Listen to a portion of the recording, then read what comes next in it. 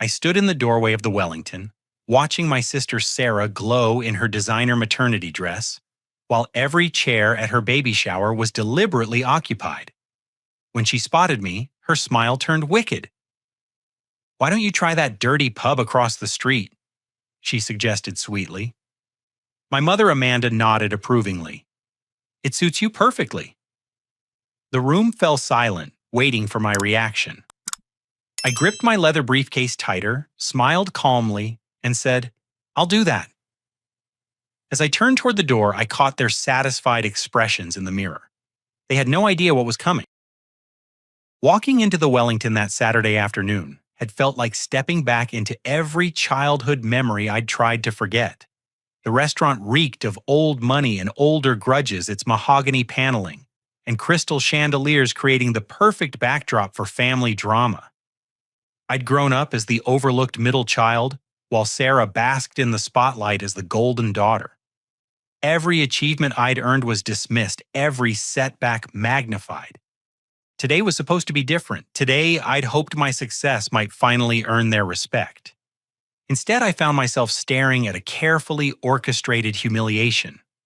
The seating arrangement wasn't an accident.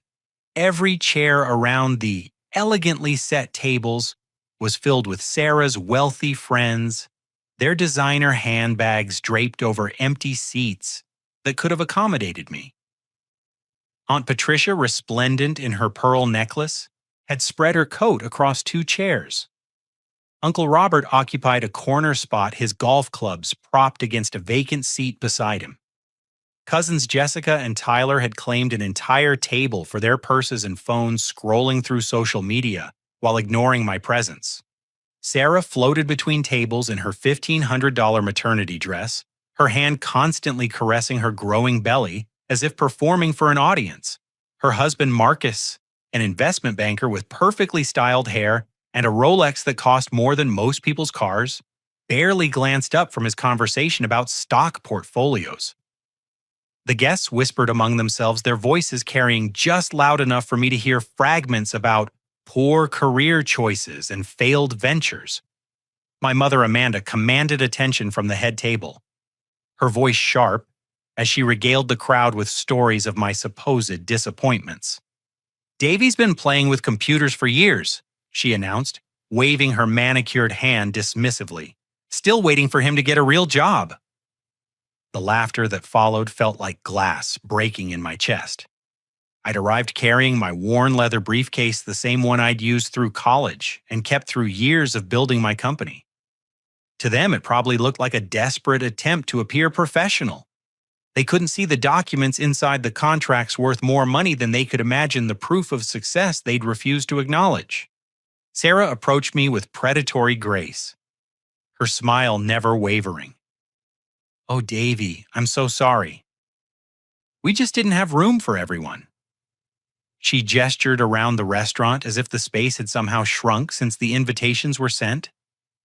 "But there's that little place across the street. I'm sure they'd welcome someone like you." Marcus chuckled from his seat. "Might be more your speed anyway, buddy. Less pressure to keep up appearances." The cruelty wasn't spontaneous. This was calculated, planned, designed to put me in my place before Sarah's baby arrived. They wanted to establish a hierarchy where I'd forever be the family disappointment unworthy of sitting at their table. The other guests watched with uncomfortable fascination, some looking embarrassed by the display while others seemed entertained by the family drama. Uncle Robert leaned back in his chair, his voice booming across the room. "Nothing wrong with knowing where you belong, nephew. Character building, really." Cousin Jessica looked up from her phone long enough to smirk. "Maybe they'll have a job opening. You could ask while you're there." Tyler snickered, adding, "Bet they don't even check references." Through the floor-to-ceiling windows, I could see Murphy's Tavern across the street. Its weathered brick exterior and simple wooden sign looked humble compared to the Wellington's ostentatious facade. But something about its honest appearance appealed to me more than all the artificial elegance surrounding me now.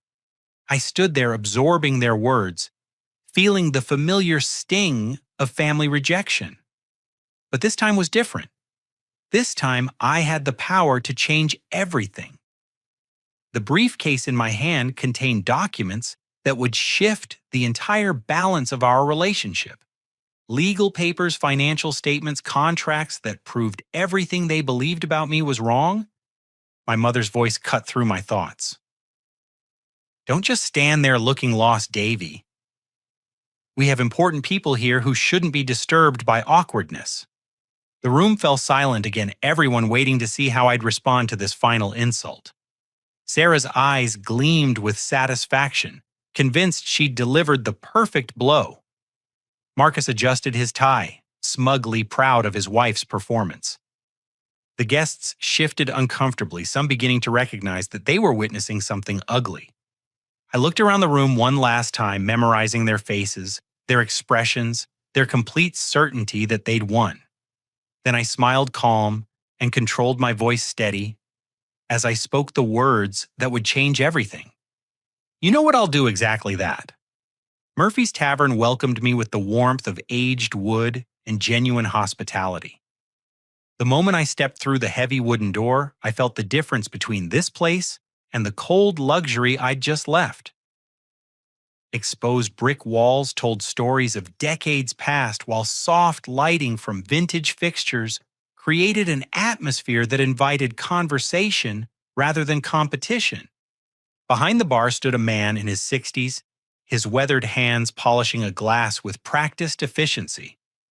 Sean Murphy had the bearing of someone who'd seen life's ups and downs and emerged with his dignity intact. His eyes, sharp blue beneath graying brows, studied me with curiosity rather than judgment.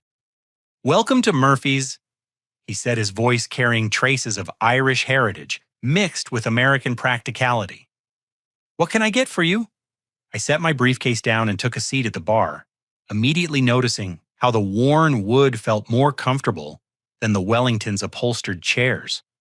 "Whatever you recommend," I replied, still processing the contrast between the two establishments.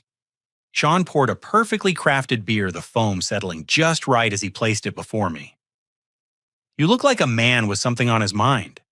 Sometimes that's exactly what brings folks through our door." Around the tavern, I noticed the regular customers. An elderly woman named Helen sat in a corner booth grading papers with red pen, her gray hair pulled back in a practical bun. Her gentle face suggested decades of teaching, and she looked up occasionally to smile at other patrons. Near the window, a massive man in work clothes occupied a table, his calloused hands wrapped around a coffee mug. Big Mike, as Sean called him, had the solid presence of someone who built things for a living. A young woman emerged from the kitchen carrying a tray of food. Katie Murphy, Sean's daughter, moved with efficient grace, her auburn hair tied back as she served customers with genuine care. Despite the tavern's modest surroundings, she carried herself with intelligence and determination that spoke of bigger dreams. Busy place, I observed, watching the easy interactions between staff and patrons. Sean's expression darkened slightly. "Not busy enough, I'm afraid. 30 years I've been building this community, and now we're 30 days from losing it all." The story unfolded like a tragedy in slow motion. Sean had opened Murphy's Tavern after returning from Vietnam, using his military savings and a small business loan to create something meaningful. For 4 decades, the pub had served as more than a restaurant. It was a gathering place where working people found friendship, where troubles were shared over honest drinks, where celebrations felt authentic rather than performative. Katie paused in her service to join our conversation, her eyes reflecting the same worry as her father's.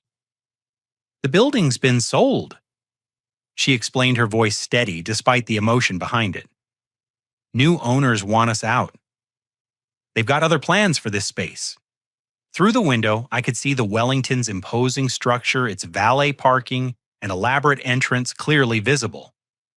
The luxury restaurant had prospered by catering to people who valued appearance over substance, status over community. Murphy's Tavern represented everything the Wellington was not: honest, welcoming, built on relationships rather than reputation. Sean continued polishing glasses, a habit that seemed to calm his nerves. We've tried everything. Bank loans, private investors, even started a crowdfunding campaign. Nothing's worked. Katie here's been working 3 jobs trying to help save the place. I learned that Katie spent her days as a receptionist at a medical office, her evenings at the tavern, and her nights studying business administration at the community college.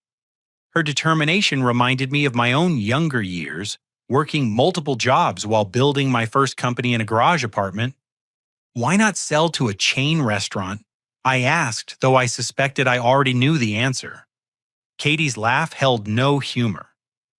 They don't want the business. They want the building empty, something about expanding parking for the fancy place across the street.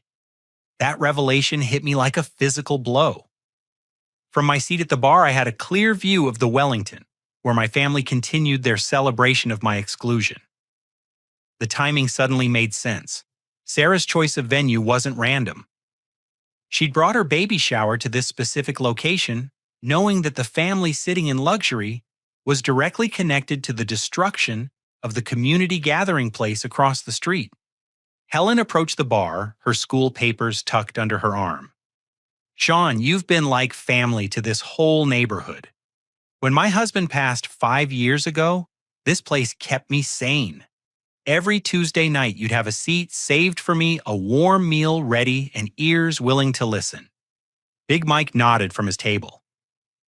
Man gave me work when I got out of prison. Nobody else would take a chance on an ex-felon, but Sean saw something worth believing in. Fixed my life, this place did.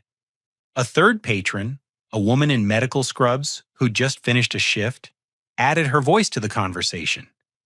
Linda worked as a nurse practitioner at the local clinic, and she'd often bring patients here for unofficial counseling sessions. You can't replace what this place means to people, she said. It's not just a restaurant, it's where this community comes together. As I listened to their stories, my anger at my family's behavior transformed into something more complex. These people embodied the values my family claimed to respect: hard work, loyalty, genuine care for others. Yet my family would destroy this place without a second thought, all for the convenience of easier parking at their precious luxury restaurant. Sean refilled my glass, his movements betraying the weight of impending loss. 40 years of building something meaningful, and it'll all be gone in a month. Katie's got her whole life ahead of her, though. That's what matters. Through the window, I watched expensive cars pull up to the Wellington's valet station. My family and their guests emerged from air-conditioned vehicles, stepping directly onto red carpets that protected their designer shoes from touching actual pavement. The contrast between their insulated existence and the raw humanity surrounding me in Murphy's Tavern couldn't have been sharper. Katie wiped down nearby tables, her movements automatic, as her mind clearly wrestled with the future. I keep thinking there's got to be a solution we haven't tried yet. Some way to make the numbers work, find an investor who understands what we're really doing here. The irony wasn't lost on me. Sitting in my briefcase not 3 feet away were documents that could solve every problem they faced. But they didn't know who I was, what I'd built, or the power I had to change their circumstances. To them, I was just another customer seeking refuge from life's disappointments. Sean's eyes met mine across the bar. Forgive me if I'm speaking out of turn, but you look like someone who understands what it means to build something from nothing. That briefcase, the way you carry yourself. You're not just running away from whatever happened across the street. You're running towards something. His perception caught me off guard. While my family saw failure, this stranger recognized potential. While they dismissed my achievements, he sensed the weight of responsibility I carried. The contrast made my family's treatment sting even more, but it also reminded me why I'd chosen to live modestly despite my success.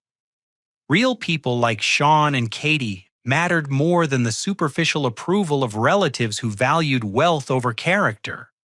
As afternoon shadows lengthened across the tavern floor, I found myself reluctant to leave this authentic warmth for the cold calculation waiting across the street. but I knew the confrontation was inevitable. My family expected me to slink away in defeat, tail between my legs, properly chastened by their public rejection. Instead, I was about to give them a lesson in the difference between inherited privilege and earned power. The documents in my briefcase would shift every assumption they'd made about our family hierarchy. But first, I needed to understand exactly how deep their cruelty ran and how Marcus's legal connections tied into Murphy's impending destruction. Sean disappeared into his office and returned with a manila folder thick with legal documents. His weathered hands trembled slightly as he spread the papers across the bar, revealing a web of bureaucratic manipulation that made my stomach turn. The letterhead on most documents belonged to Harrison Caldwell and Associates, one of the city's most prestigious law firms. The name signing most of the correspondence made my blood run cold: Marcus Caldwell. "Your brother-in-law's been busy," I said, reading through the frivolous health code, violations, zoning challenges, and permit disputes that had systematically drained Murphy's resources over the past 6 months. Katie leaned over my shoulder, her voice tight with controlled anger. "Every time we fix one problem, two more appear. It's like they're creating issues just to create them." The pattern was clear and methodical. Marcus had filed complaints about Murphy's ventilation system, despite the tavern passing 3 separate inspections. He'd challenged their liquor license renewal over technicalities that had never been enforced against other establishments. Most recently, he'd initiated a zoning review claiming the tavern's outdoor seating violated neighborhood character standards. "Each challenge costs us money we don't have," Sean explained, pointing to legal bills that had mounted into the tens of thousands. "We've had to hire lawyers, pay for multiple inspections, file endless paperwork responses. It's death by 1,000 cuts." Helen approached the bar, having overheard our conversation. "The timing's not coincidental either. These challenges started right after the building sale was announced, like someone wanted to make sure we couldn't fight back effectively." Big Mike joined us, his massive frame casting a shadow over the documents. "I've seen this before in construction. When developers want a property, they make life miserable for existing tenants until they give up and leave. Saves them from paying fair buyouts." Linda added her perspective from the medical field. "It's like a chronic illness designed to weaken the patient until they can't resist the final blow. Very systematic, very calculated." As I read deeper into the files, the cruelty became even more apparent. Marcus had used his position at one of the city's most influential law firms to coordinate attacks from multiple directions. The health department inspections weren't random. They'd been specifically requested by his office. The zoning challenges weren't citizen complaints. They'd been filed by a shell company traced back to his firm. Katie pulled out another folder, this one containing financial documents that told an even grimmer story. "We applied for emergency business loans from 3 different banks. All denied, even though our credit and payment history are excellent. The rejection letters shared similar language about uncertain business climate and regulatory concerns." I recognized the subtle code words that suggested someone had been making calls, planting doubts about Murphy's viability with potential lenders. "My business professor says this kind of coordinated pressure usually means someone with significant influence wants you gone," Katie continued. "But we couldn't figure out why anyone would target a small neighborhood tavern." Sean's voice carried decades of disappointment. "Then we learned about the Wellington's expansion plans. They want to tear down this building and create a valet parking area with covered walkways. Our little pub is standing in the way of their grand vision." The pieces fell into place with sickening clarity. Sarah's baby shower wasn't just held at the Wellington by coincidence. The luxury restaurant was the beneficiary of Murphy's destruction, and Marcus was the architect of the tavern's downfall. My family had chosen this location specifically to celebrate, while the community institution they were destroying struggled across the street. "The cruelest part," Katie said, her voice barely above a whisper, "is that we found out about the parking expansion from a newspaper article. No one even bothered to tell us directly what they were planning. I studied the expansion drawings that had been published in the business section. The proposed development would create an elegant outdoor dining space with fountains, sculpture gardens, and premium parking for the Wellington's wealthy clientele. Murphy's Tavern, with its 40 years of community history, was marked simply as demolition site. Helen sat down heavily in a nearby chair. I've been coming here since Sean opened. Watched Katie grow up, celebrated her graduation, mourned lost friends at these tables. You can't just replace that kind of history with decorative landscaping. Big Mike's hands clenched into fists. Man spent his whole life building something good, and they're destroying it for parking spaces. That ain't right. Linda nodded grimly. The worst part is how they're doing it. If they just made a fair offer, Sean might have considered selling. Instead, they're trying to force him out, broke and broken. As I absorbed the full scope of the manipulation, my family's behavior took on new dimensions of cruelty. They hadn't just excluded me from the baby shower. They'd chosen to celebrate at the exact location that would profit from destroying this community gathering place. Marcus wasn't just Sarah's husband, he was the lawyer systematically dismantling Sean's life's work. Katie showed me her laptop, where she'd been tracking the legal challenges and their costs. I've been working 3 jobs to help cover these bills. Days at Dr. Peterson's clinic, as a receptionist, evenings here at the tavern, and weekends cleaning offices downtown. Still not enough to keep up with the legal fees.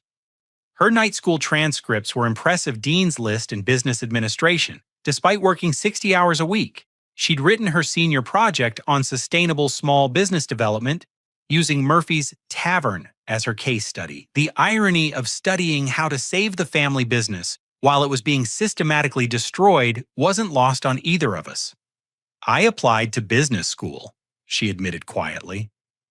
Got accepted to 3 programs but had to turn them all down. Can't afford tuition when we're fighting just to stay open another month. Sean's pride in his daughter was evident despite their circumstances. Katie's got more brains than most of the lawyers trying to shut us down. She'll figure out a way forward even if it means starting over somewhere else. Through the window, I could see the Wellington's valet attendants directing traffic around expensive cars. Luxury sedans and sports cars filled the spaces that would soon expand into Murphy's location. My family's celebration continued inside, oblivious to the human cost of their evening's entertainment. The contrast between the 2 establishments had never been starker. The Wellington served people who valued exclusivity and status, charging premium prices for the privilege of feeling superior to others. Murphy's Tavern served working people who valued authenticity and community, offering honest food and genuine friendship at prices they could afford. Katie closed her laptop with resignation. Sometimes I wonder what it would be like to have family with real influence, people who could help instead of just offering sympathy. But I guess that's not how the world works for people like us. Her words hit me harder than any of my family's insults. This remarkable young woman, brilliant enough for business school and dedicated enough to work 3 jobs, believed that powerful people existed only to benefit themselves. My family had reinforced that belief through their systematic destruction of everything she and her father had built. Sean gathered the legal documents back into their folder, the weight of impending defeat visible in his shoulders. 30 days left, and then 40 years of work disappears. At least Katie's young enough to start over somewhere else. As I sat surrounded by the evidence of my brother-in-law's calculated cruelty, my anger crystallized into determination. These people had shown me more respect in 2 hours than my family had in 28 years. They'd welcomed a stranger, shared their stories, treated me with dignity despite my obvious distress. My family expected me to accept their rejection and disappear quietly into the background. Instead, I was about to demonstrate the difference between inherited privilege and earned power. The briefcase beside me contained documents that would not only save Murphy's Tavern, but transform it into something greater than anyone could imagine. But first, I wanted them to see exactly who they'd chosen to destroy and exactly how wrong they'd been about the powerless stranger who'd wandered into their community seeking refuge from family cruelty. I set my briefcase on the bar and opened it, slowly revealing documents that would shatter every assumption the Murphy family had made about the disappointed man seeking refuge in their tavern. The morning's Wall Street Journal lay on top, my photograph prominent on the business section's front page. Beneath the headline, Connect Flow IPO exceeds expectations. Founder becomes youngest tech billionaire in state history. Sean's eyes widened as he recognized my face in the newspaper photo. Katie dropped the glass she'd been cleaning, the sound of breaking crystal echoing through the suddenly quiet tavern. The other patrons gathered around as I spread financial documents, SEC filings, and corporate contracts across the bar's worn surface. "My name is David Connor," I said, using my full legal name that appeared on all business documents. "But everyone here has called me Davy since childhood, the nickname my family uses when they want to diminish my accomplishments." The revelation rippled through the tavern like an earthquake. Helen gasped, her hands flying to cover her mouth. Big Mike whistled low under his breath. Linda stared at the documents with the focused attention of someone accustomed to processing complex information quickly. Katie picked up the newspaper, studying my photograph with growing amazement. "Connect Flow. I've been reading about your company for months in business class. The social media platform that connects local communities with small businesses. You revolutionized how people find and support neighborhood establishments." Sean's weathered hands trembled as he examined the corporate documents. $2 billion valuation, Jesus, Mary, and Joseph, and your family treats you like a failure. I pulled out my laptop and showed them ConnectFlow's real impact: over 50 million users worldwide, partnerships with 30,000 small businesses, community engagement programs that had saved hundreds of establishments like Murphy's Tavern. The platform I'd built in my garage apartment 6 years ago had grown into one of the most influential community-focused technologies in the world. They dismiss it as playing with computers, I explained, hearing the bitterness in my own voice. My mother tells people I'm wasting time on nonsense. Sarah calls me unemployed when talking to her friends. Big Mike shook his head in disbelief. Man's worth more money than God, and they're making him feel worthless. That's some twisted family dynamics right there. Through the tavern's windows, I could see movement at the Wellington. My business manager, Jennifer Chen, had arrived with a team of assistants, their expensive cars drawing attention from the restaurant's valet staff. She'd received my text message asking her to bring contracts for a new community development project, but she didn't know the specifics yet. Katie stared at ConnectFlow's user interface on my laptop screen. "This is the platform Dr. Peterson's been telling me about. He said it tripled his patient referrals by connecting him with community members who needed medical care but couldn't afford big hospital systems." Helen nodded enthusiastically. "My former students use this to find tutoring work and connect with families who need educational support. It's been a godsend for teachers trying to make ends meet on retirement incomes." Linda added, "The clinic where I work gets most of our new patients through ConnectFlow now. People trust recommendations from neighbors more than corporate advertising." Sean studied the financial documents with the careful attention of someone who'd spent decades managing a small business. "According to these papers, you could buy the Wellington and everything around it without affecting your net worth significantly." The irony wasn't lost on any of us. While my family celebrated excluding me from their exclusive gathering, I possessed the financial power to purchase the entire building where they were humiliating me. But wealth had never been the point. I'd built ConnectFlow to strengthen communities like the one surrounding Murphy's Tavern. Jennifer entered the pub with her typical efficiency, her designer business suit contrasting sharply with the tavern's casual atmosphere. She carried a briefcase larger than mine, filled with contracts and legal documents for whatever project I'd summoned her to discuss. "David," she said, using my business name, "I've brought the community development contracts you requested, but I need more details about the location and scope of the project. I gestured toward Sean and Katie, then at the tavern around us. Jennifer, meet the Murphy family. They own this establishment, which is about to become the flagship location for ConnectFlow's new Community Roots initiative. Jennifer's expression shifted from confusion to comprehension to excitement as she understood what I was proposing. She'd been advocating for ConnectFlow to establish physical locations where our digital community building could translate into real-world gathering spaces. Katie looked between Jennifer and me, her business education helping her process the implications. You're talking about turning Murphy's Tavern into some kind of corporate community center. Not corporate, I corrected. Community-owned and community-operated, with ConnectFlow providing funding, technology, and business support. Sean remains the owner and operator, but with resources to expand your impact beyond anything you've imagined. Jennifer opened her briefcase and spread contracts across another table. We're prepared to offer a $2 million renovation, an expansion budget forgiveness of all current debts, and a $50,000 annual technology grant in perpetuity. Sean's knees buckled, and he had to grab the bar for support. 40 years of struggle, 30 days from losing everything, and suddenly someone was offering to transform his life's work into something greater than he'd ever dreamed. There's more. I continued pulling out scholarship documents.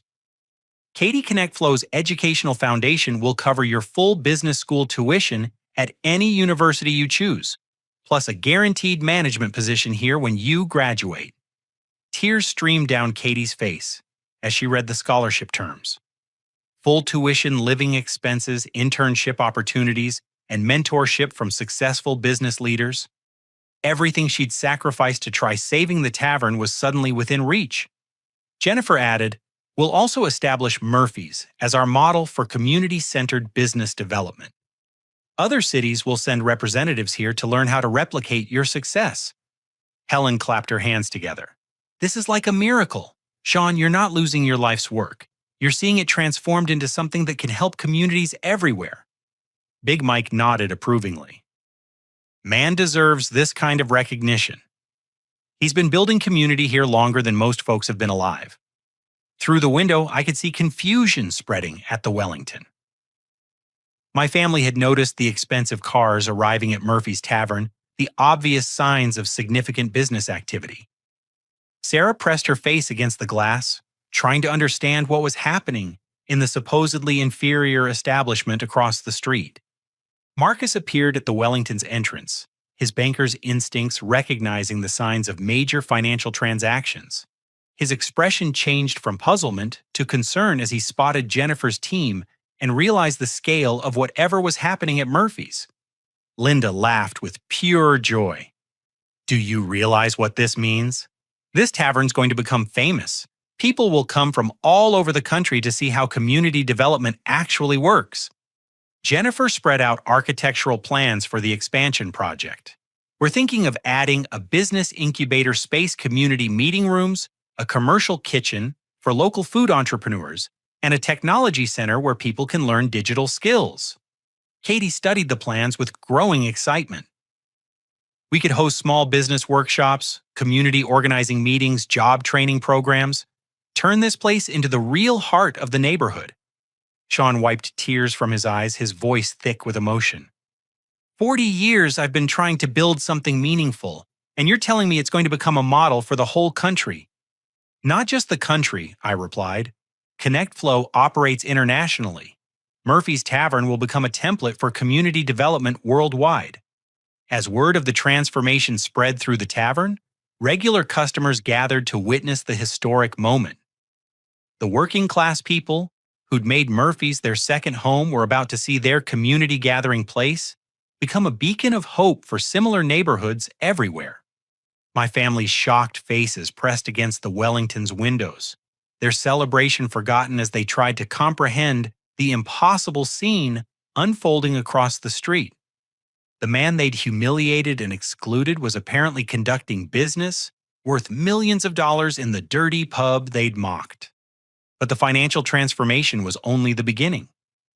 The real revelation would come when they realized the full extent of Marcus's involvement in trying to destroy Murphy's Tavern, and how their legal attack on Sean and Katie had just placed them in direct conflict with one of the most powerful tech companies in America. Justice was about to be served, and it would taste sweeter than anything on the Wellington's overpriced menu. Jennifer's phone buzzed with an urgent message, and her expression shifted from excitement to grim satisfaction as she read the screen. "David, you need to see this. Marcus Caldwell's senior partner just called our legal department asking about ConnectFlow's involvement with Murphy's Tavern. The timing was perfect. Word of our business meeting had reached the Wellington faster than I'd anticipated, triggering exactly the response I'd hoped for. Through the tavern's windows, I could see panic spreading among my family as they recognized the implications of major corporate activity at the supposedly doomed establishment they'd mocked. Sean's face darkened as he understood what Jennifer's call meant. That snake's been trying to destroy us for months, and now he's worried about his own career. Katie pulled out her laptop and began researching Harrison Caldwell and Associates online. Their website lists Marcus as a junior partner specializing in real estate acquisition and zoning law. If ConnectFlow's lawyers start investigating his attacks on Murphy's, his career would be over, I finished. No law firm wants to be associated with unethical harassment of small businesses, especially when those businesses are connected to billion-dollar companies. Big Mike cracked his knuckles with anticipation. About time that suit-wearing weasel faced some consequences for his behavior. Jennifer made several calls while we watched, coordinating with ConnectFlow's legal team to investigate the systematic attacks on Murphy's Tavern. Within minutes, she had definitive proof that Marcus had violated multiple professional conduct standards in his quest to force Sean out of business.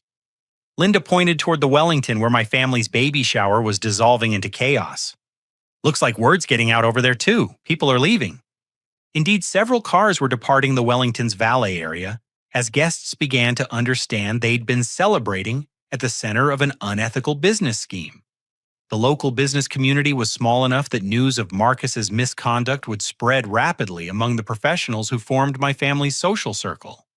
Helen gathered her papers and moved to a window table for a better view of the unfolding drama.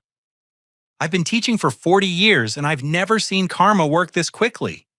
My phone rang with a call from the Wellington. Sarah's name appeared on the screen, but I let it go to voicemail.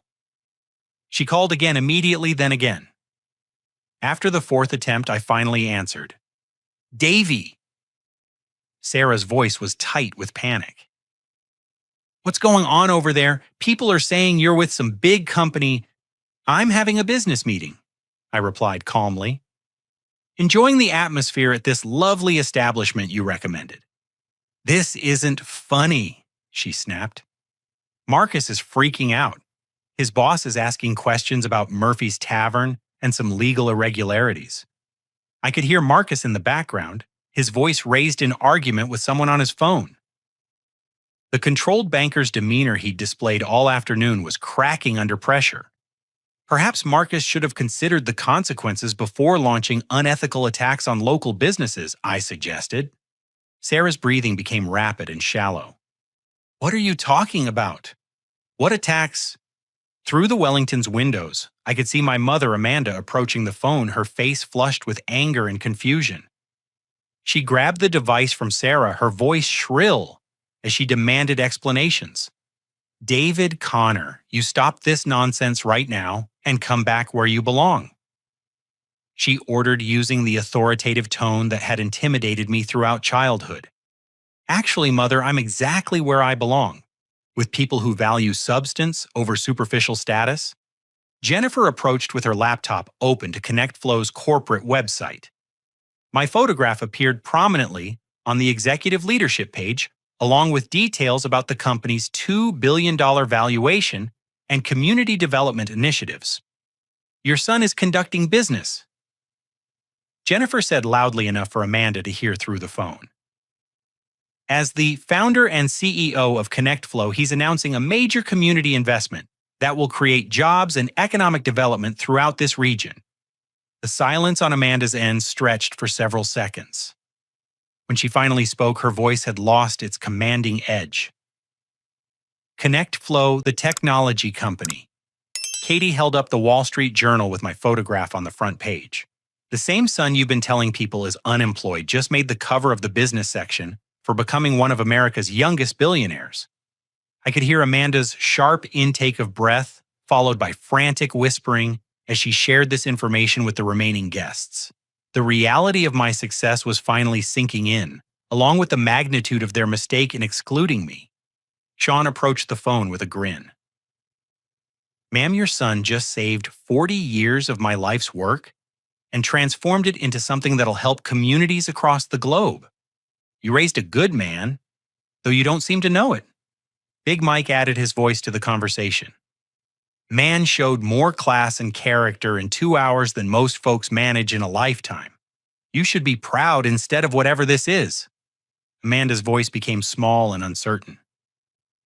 We didn't know. Davey never told us about his success. Because you never asked, I replied. You were too busy assuming I'd failed to consider that I might have succeeded beyond your wildest dreams. Through the window, I watched Marcus emerge from the Wellington, his phone pressed to his ear as he paced frantically in the valet area. His conversation grew more animated, his gestures more desperate, as he tried to explain his actions to what was clearly his senior partner. Jennifer received another call, this one, from our legal department. She listened intently, then ended the call with a satisfied smile. Marcus Caldwell has just been terminated by Harrison Caldwell and Associates. His senior partner said they can't afford to be associated with unethical business practices, especially involving companies of ConnectFlow's stature. Katie cheered, pumping her fist in victory. Justice served, no more frivolous lawsuits, no more harassment, no more systematic attacks on small businesses. Linda applauded from her table.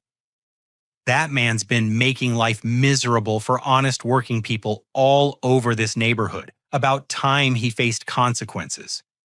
Helen nodded approvingly. Good always triumphs over evil children. Sometimes it just takes longer than we'd like. My phone buzzed with text messages from various family members as word of Marcus's termination spread through the Wellington. Cousin Jessica sent desperate apologies. Uncle Robert inquired about investment opportunities. Aunt Patricia suddenly remembered how she'd always believed in my potential. But the message that interested me most came from Sarah. Please come back.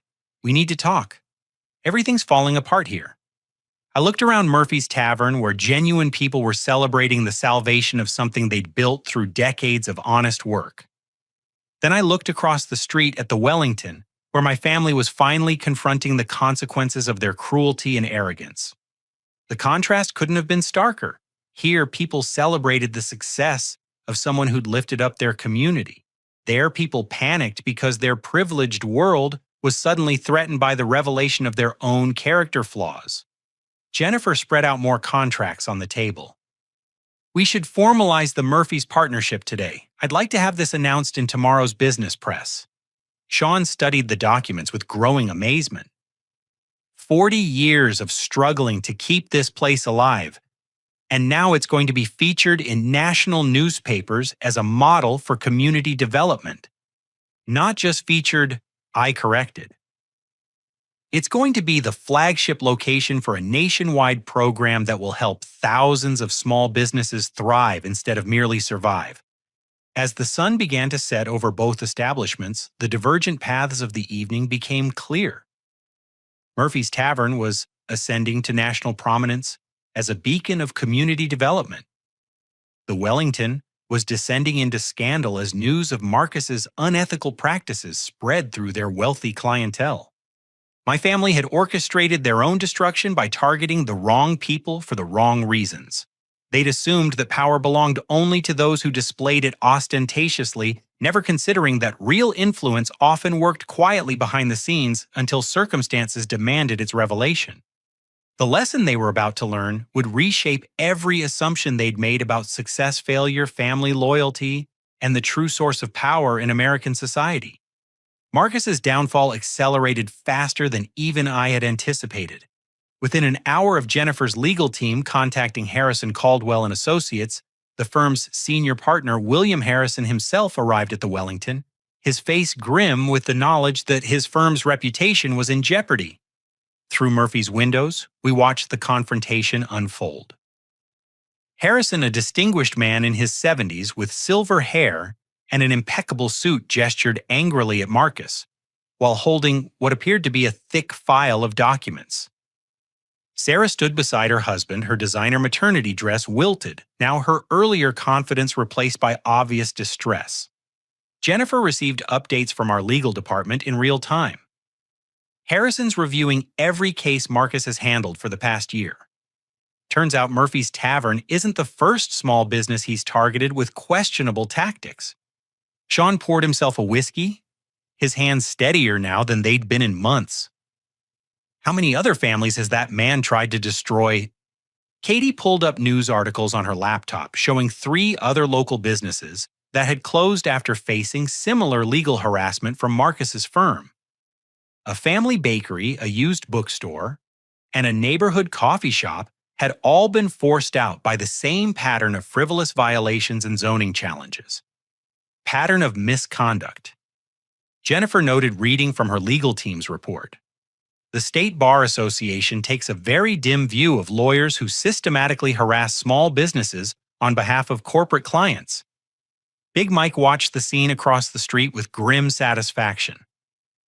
That suit's about to learn what it feels like to have his whole life turned upside down by people with more power than him.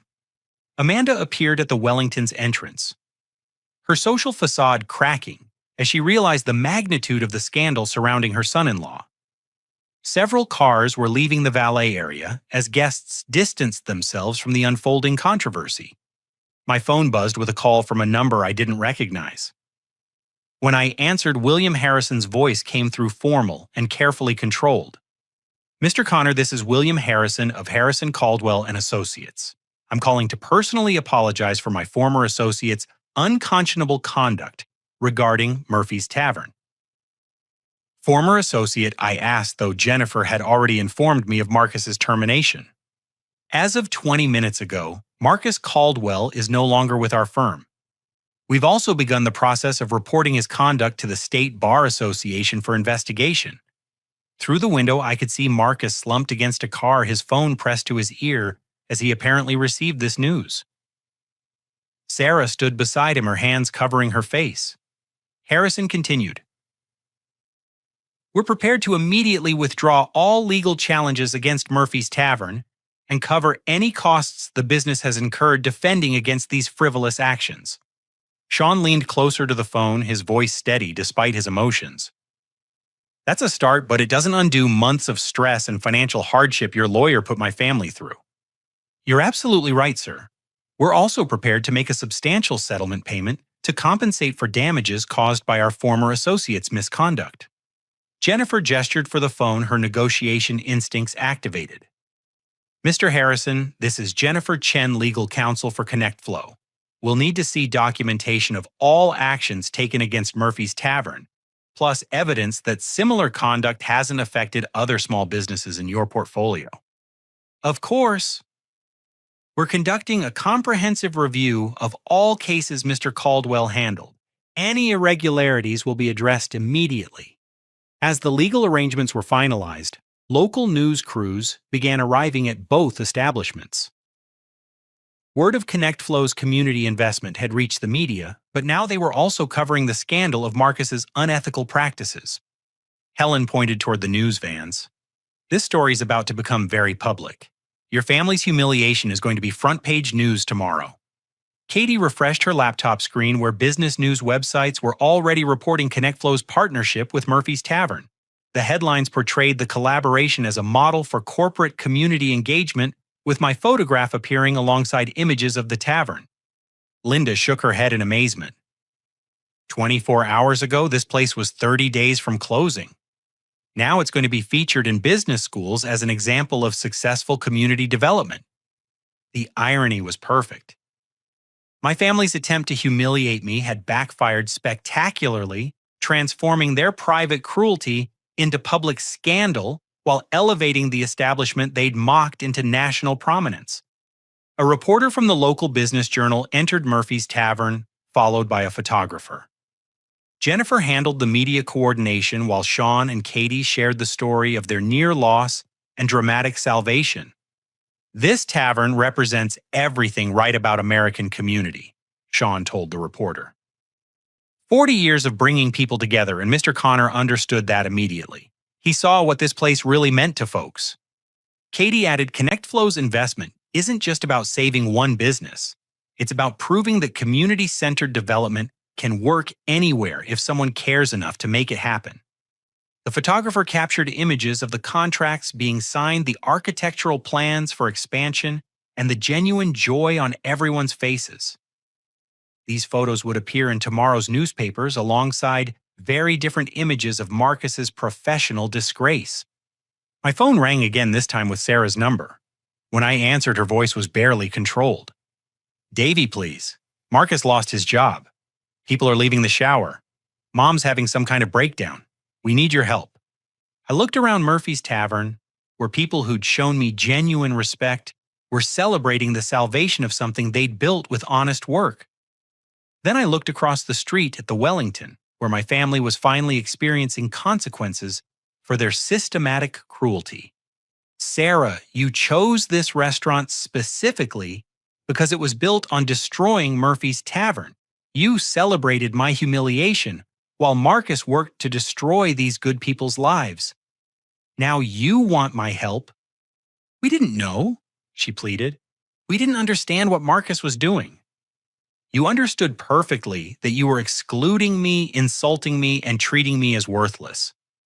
The only thing you didn't understand was that I had the power to respond." Jennifer approached with final contracts ready for signature. The Murphy's Tavern Community Development Project was about to become official, launching a program that would help small businesses nationwide. Sean raised his whiskey glass in a toast. "To unexpected friends and long overdue justice." Big Mike lifted his coffee mug. "To folks who judge character instead of bank accounts." Helen added, "To the proof that good always triumphs even when evil seems to be winning." Katie held up her scholarship acceptance letter. "To second chances and dreams that finally come true." Linda joined the toast. "To communities that support each other instead of tearing each other down." As we clinked glasses and mugs together, photographers captured the moment for tomorrow's newspapers. The images would show genuine celebration, authentic relationships, and the joy that comes from lifting each other up instead of tearing each other down. Across the street, my family's baby shower had completely dissolved. Cars continued departing as guests distanced themselves from the scandal. Marcus sat alone at a table, his banking career likely over, along with his legal career. Sarah stood at the window, staring across at the celebration she'd inadvertently created by trying to destroy me. Justice had been served swift and complete. But the most satisfying part wasn't my family's downfall. It was the transformation of Murphy's Tavern from a struggling business into a beacon of hope that would inspire communities across America. The people who'd welcomed a stranger and treated him with dignity were about to become nationally recognized examples of how community development should work. The people who'd rejected family based on superficial assumptions were about to become cautionary tales about the consequences of casual cruelty. 6 months later, I stood in the transformed Murphy's Tavern Community Center, watching Sean mentor a young entrepreneur who'd driven 300 miles to learn about sustainable small business development. The renovation had preserved everything authentic about the original tavern while adding spaces that served the broader community's needs. The business incubator occupied the former storage area where Katie now managed programs for startup companies focusing on community development. Her business school graduation photo hung prominently near the bar, alongside images of other success stories the center had fostered. Helen led a literacy program in the new education wing, teaching adults who'd never had the chance to develop reading skills. Her former students regularly volunteered as tutors, creating connections across generations and educational backgrounds. Big Mike supervised the construction apprenticeship program training young people in trades while they worked on community improvement projects. His patience and skill had transformed several at-risk teenagers into confident workers with bright futures. Linda coordinated the community health initiative, bringing medical services directly to people who couldn't afford traditional health care. The tavern's authentic atmosphere helped patients feel comfortable discussing sensitive health issues. ConnectFlow's Community Roots program had expanded to 47 locations nationwide, each modeled after Murphy's success. Business schools sent students here to study community-centered development. Politicians referenced our model in speeches about economic growth that benefits working families. The financial transformation was equally remarkable. Sean's personal debt had been eliminated, Katie's education fully funded, and the staff expanded to include 12 full-time employees drawn from the neighborhood. The tavern's revenue had tripled while maintaining its character as a gathering place for working people. My family's transformation had been more painful, but equally necessary. Marcus's legal career had ended permanently, but he'd found work as a compliance officer for a nonprofit organization, earning less money, but finally contributing to society positively. The experience had humbled him, forcing recognition that his privileged position had been built on harming others. Sarah's baby had been born healthy, and she'd reached out tentatively to rebuild our relationship. The process was slow and required genuine acknowledgement of how deeply her cruelty had wounded me. But parenthood had taught her about unconditional love, making her more capable of recognizing the damage conditional acceptance had caused. Amanda had perhaps changed most dramatically. She now volunteered at the community center twice weekly initially from guilt, but gradually from genuine appreciation for the values she'd overlooked in her own son. Her social circle had shrunk but become more authentic as fair-weather friends departed and real relationships developed. Uncle Robert and Aunt Patricia had made anonymous donations to community development programs, their contributions funding scholarships for disadvantaged students. They'd learned that real generosity required humility, not public recognition. Cousins Jessica and Tyler had pursued education and personal growth instead of seeking shortcuts through family connections. Jessica became a social worker focusing on community organizing. Tyler started a small business supporting local food producers. The broader lessons resonated far beyond our family drama. Murphy's Tavern had become proof that authentic communities could thrive when people chose substance over superficial status. The model attracted visitors from around the world, each taking home strategies for strengthening their own neighborhoods. ConnectFlow's mission had evolved beyond connecting businesses with customers to fostering genuine community relationships. The platform now facilitated everything from neighborhood skill sharing to local investment cooperatives, proving that technology could strengthen rather than replace human connections. Sean approached the bar, where I sat reviewing quarterly reports, his movements easier now without the weight of impending loss. David, you've given me more than a successful business. You've shown me that 40 years of work meant something beyond what I ever imagined. Katie joined us, her MBA now complete, and her management skills transforming how community development projects operated. The best part is seeing other neighborhoods replicate what we've built here. Every new Community Roots location represents families who won't lose their gathering places to corporate expansion. Through the renovated windows, the Wellington was visible across the street, its business significantly diminished after the scandal. Several of its former employees now worked at Murphy's, having discovered that authentic hospitality was more rewarding than exclusive service. Helen gathered her literacy students around a corner table, their proud smiles reflecting the confidence that came from new skills. Reading isn't just about words, she explained to them. It's about having the tools to understand and change your world. Big Mike supervised apprentices installing solar panels on the community center's roof, the project funded by ConnectFlow's sustainability initiative. Building something that lasts requires solid foundations, he told them.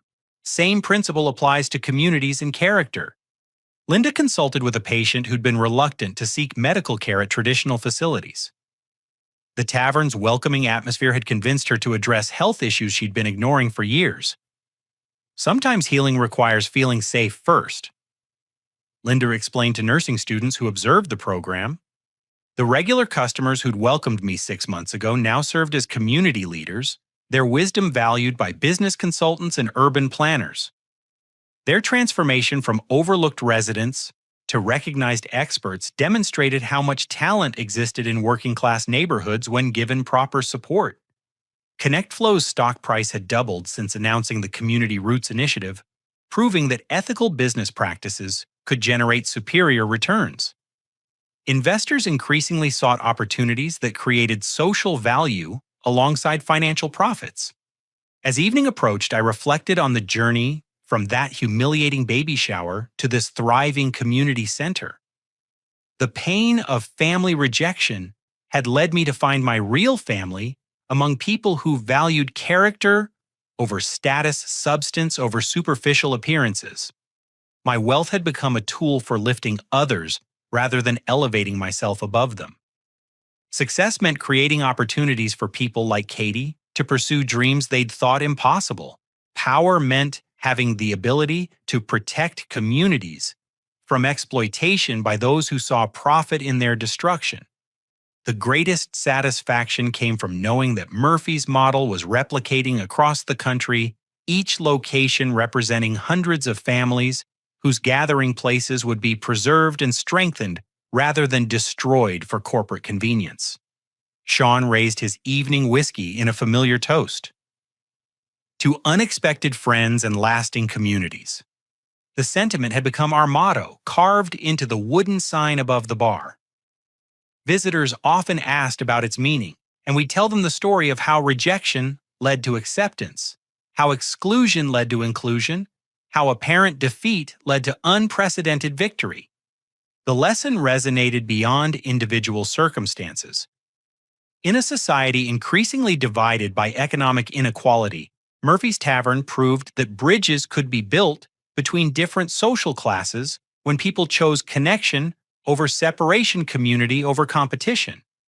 What do you think creates stronger communities, exclusive spaces that reinforce divisions between people, or inclusive gathering places that bring different backgrounds together? Have you ever experienced a moment when being excluded from something led you to discover where you really belonged? I'd love to hear your stories about finding authentic community in unexpected places. Thank you for following this journey from exclusion to belonging, from rejection to acceptance. Remember that your true family consists of people who value your character, not those who judge your circumstances. Support the local businesses and gathering places that build community in your neighborhood, because these spaces create the connections that make life meaningful. If this story inspired you to think differently about community and family, please like this video, subscribe for more stories about finding strength through adversity, and share this message with someone who needs to know that their worth isn't determined by others' recognition. Together, we can build communities where everyone has a seat at the table.